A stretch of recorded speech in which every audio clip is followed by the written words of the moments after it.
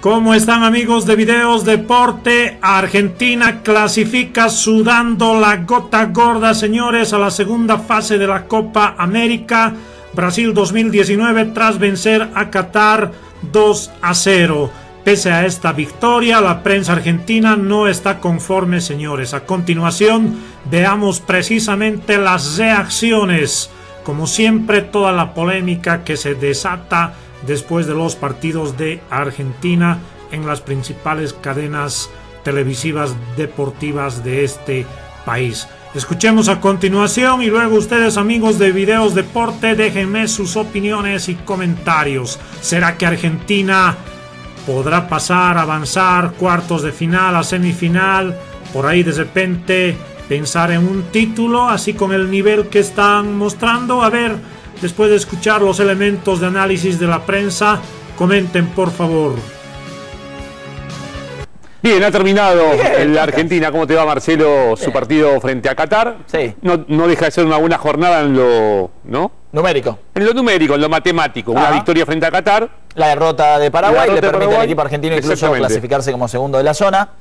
O sea que estará enfrentando a Venezuela en lugar de a Brasil. Sí, el viernes, un tercer puesto quizá lo hubiese colocado frente a Brasil. Viernes a las 4 de la tarde. Exactamente, eso sí, quedó del lado del cuadro del conjunto local, ¿no? Sí. En caso de superar la instancia de cuartos, estará jugando en semifinales frente a Brasil si es que Brasil le gana a uno de los terceros a los cuales se enfrentará. Y si Argentina le gana a Venezuela. Y si es que Argentina le gana a Venezuela, un partido realmente complicado. El antecedente es con derrota justamente ante la Vinotinto. Exactamente. Además, un equipo venezolano que hasta aquí mostró solidez, coherencia, cohesión, a diferencia del equipo argentino, algunos términos que no encajan en el equipo español. Que no tiene el equipo argentino, que sí tiene otro nivel de individualidades, ¿no? En lo cuantitativo, Marcelo, hay que decir que en este partido frente a Qatar, la Argentina remató casi como en los dos partidos anteriores combinados. Eso en lo cuantitativo. Se esperaba que ejerciera supremacía sobre Qatar, pero tuvo casi 20 remates al arco el equipo argentino. Muchísimo más que Qatar, que también tuvo sus chances, ¿eh? Que hizo alguna preocupación más de una vez. De hecho, en el arranque del partido, ya con el partido 1-0, que enseguida lo vamos a ver. Vamos a ver cómo el fue gol de Lautaro tiene que ver mucho con esto que te encanta a vos, los extremistas de salir jugando cueste lo que cueste. El regalo para la... ¿Qué? ¿No? Mira, el sistema de Qatar, de Félix Sánchez, es intentar salir vía terrestre. Para Sánchez es más peligroso una pelota frontal, larga, dividida, perdida, que el intento de salir por abajo hacia los costados. Nada más y nada. Este es el cuadro. Bueno, Brasil espera rival. Puede ser Perú o puede ser... No, Perú no puede ser. No, está en la zona. Exactamente. Habrá que ver qué zona coloca terceros en la segunda fase. Va a depender de esa situación. Bueno, ya ha definido Venezuela frente a Argentina. Colombia, que espera por rival. Y Perú, que tras el empate de Paraguay también se clasificó, espera por el primero del grupo C. Hola Marce, Miguel, ¿cómo andan? Abrazo grande para ustedes. Bueno, final feliz para esta historia de Argentina.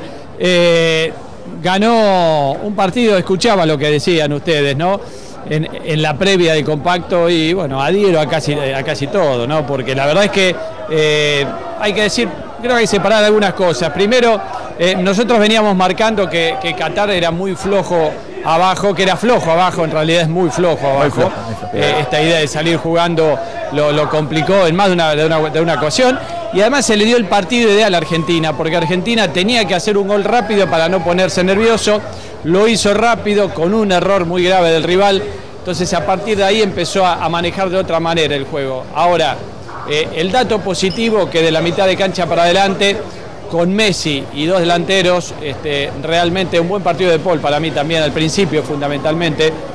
Digo, de mitad de cancha para adelante tiene un poderío que, más allá de que hoy Messi haya estado con la pólvora mojada, es un poderío muy importante, pero atrás sigue dando algunas ventajas.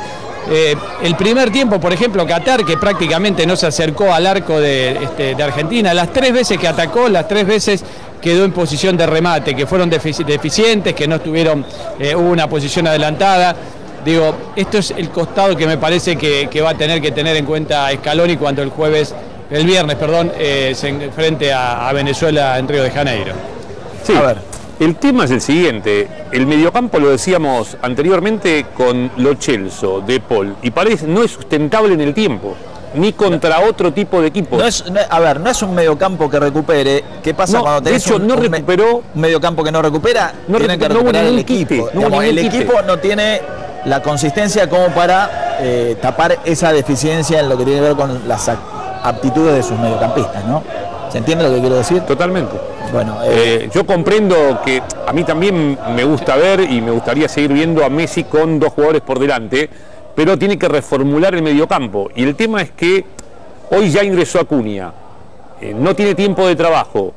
Y hoy no hubo intención de reformular el mediocampo. No hubo intención de reformular el mediocampo hoy. Quizá por el rival, por la necesidad, porque creyó conveniente que estuvieran 3 jugadores con muy buen manejo. De Paul hizo un gran despliegue, De Paul fue el que más tocó la pelota, sí. Y De Paul seguramente se ganó un lugar para quedarse en ese mediocampo, pero sin dudas. ¿Y Acuña no? Y Acuña es una alternativa para balancear un poco más y para que Messi pueda tener mayor compañía. Tiene más recorrido. Lo Chelsea hasta aquí no ha funcionado, ¿no? No, todos tenemos la esperanza de que Lo Chelsea le rompa y que sea, digamos, ese doble 5 virtuoso entre Lo Chelsea y Paredes. Todos nos encantaría que funcione, pero la realidad es otra. La selección argentina le cuesta mostrarse como candidato en un partido. Por eso yo digo que jugar de esta misma manera el viernes contra Venezuela sería algo bastante peligroso, pero bueno, tenemos toda la semana para analizarlo. Te quiero preguntar, Reina, primero y de entrada, ¿cuáles son tus sensaciones estando ahí en el lugar de los hechos con respecto a esta victoria? Buena en el resultado, pero que vuelve a dejar dudas en el rendimiento. Sí, lógicamente, coincido, Jorge, no me parece que haya sido una actuación descollante o una gran actuación del equipo argentino. Hizo lo que tenía que hacer, que era ganar, no era cuestión menor como venía jugando. Hay cosas para rescatar, me parece la gran cantidad de situaciones de gol que se generaron. El Kun hizo una, pero tuvo 5, y la de Lautaro 6 y alguna más de Messi. Generó la selección argentina 7, 8 situaciones de gol. Me parece que ese tema de la ineficacia que ha tenido en el último remate, en definitiva, a partir de ahora en estas instancias decisivas, si no corrige ese punto clave, se le va a complicar, digo, contra rivales donde seguramente el margen de error es mínimo. No podés generar 7, 8 situaciones de gol clara y convertir una. Bueno, me parece allí uno de los puntos a corregir. Coincido con vos en lo descoordinada. Digo, la idea está buena de presionar. Ahora, no se puede presionar tan descoordinadamente. Así, lo hacía el Kun por un lado, Lautaro por el otro. Tremendo. Achicaban los defensores, sí, para que acompañen los mediocampistas. Digo, si sí, la presión nace de los delanteros, pero si después los mediocampistas y los centrales o los defensores no achican hacia adelante, no hay pressing que dé resultado, sí, no tiene sentido hacerlo. Quedás expuesto. Yo decía lo mismo. Recién lo estábamos hablando, Renato. Para mí la única jugada en la que Argentina hizo muy bien la presión colectiva fue en el gol. A los 3 minutos. Claro, pero después no lo hizo más. No, y bueno. Pero el error tiene mucho de esa buena presión. Después, coincido con Renato, fue algo siempre, nunca homogéneo. Sino una defensa espantosa, la de Qatar también. Espantosa. Sí, con menor. Argentina tuvo situaciones más por los defectos del contrario que por virtudes propias. Déjame preguntarte algo con respecto al próximo partido. Había una estadística muy interesante que nos presentaba Silvio Mavrino. 39 partidos continuados, seguidos, que Argentina no presenta una alineación igual, los 11 repetidos. Entonces, pensando en Venezuela, imagino que después del cambio otra vez sacó a Foyt, lo puso a Pesela, no se va a repetir equipo. Y te pregunto si hay un jugador que no pueda estar por acumulación de amarillas frente a la Vinotinto. Claro, sí, no va a estar Lo Celso. No va a estar Lo Celso, corríjame si estoy equivocado, pero Lo Celso era uno de los varios jugadores argentinos que estaban al límite de amonestaciones. Yo coincido por allí, no sé si fue Sergio o Jorge, que entró bien Acuña. Para mí entró muy bien Acuña, sí. Tiene otra dinámica. No digo que haya sido un desastre Lo Celso, ni mucho menos. Digo, por momentos cuando lo que pasa es que no sé cuán cómodo se siente ahí, en ese lugar de la cancha. Muchas veces arrancando de muy atrás, porque ¿qué hacía en Qatar? Se replegaba bien con todos los futbolistas, eran 11 jugadores detrás de la línea de la pelota, que le cerraban los espacios, y en ese contexto, sin hacer un gran partido, yo quiero destacar a un jugador, que es Rodrigo De Paul. quizá sin ser tan trascendente, pero pidiéndola y haciéndose responsable siempre de la conducción. Muchas veces cuando los cataríes bloqueaban la salida de Messi, Rodrigo de Paul era el que más se mostraba y el que más insistía y el que más la pedía, se movía. Para mí es un gran partido, sin ser decisivo en el desequilibrio individual, pero por asumir la responsabilidad de muchas veces conducir. Así que Lo Celso, con la baja de Lo Celso, aumentan las posibilidades, no solo porque entró bien, sino también por la ausencia del hombre del Betis, y después hay que ver qué hace con el central. Yo creo que a Foyt lo sacó porque estaba amonestado, y no tuvo un gran partido, había tenido alguna posibilidad de amonestación. Bueno, pero al final le pegaron por los para cambios, mí, a ver, ¿tuvo un buen partido? Y bueno, pero ¿y quién hizo un buen partido en esta Copa? Digo, yo sabes que creo, tanto partido Jorge, a ver. Yo creo que Foyt, para mí, y esto también meto algo de información de algo que piensan en el cuerpo técnico, Foyt es un jugador con una proyección increíble, con un futuro que no tiene techo, creen en la selección que no tiene techo, pero están preocupados por una situación puntual, que es que todos los partidos comete algún error que puede terminar con gol del equipo rival. Le ha pasado en el Tottenham, arriesga demasiado, muchas veces, exceso de confianza, y me parece que es una cuestión que él todavía es chico y que la puede corregir. Cuando la corrija seguramente tendrá muchísimas posibilidades de seguir jugando.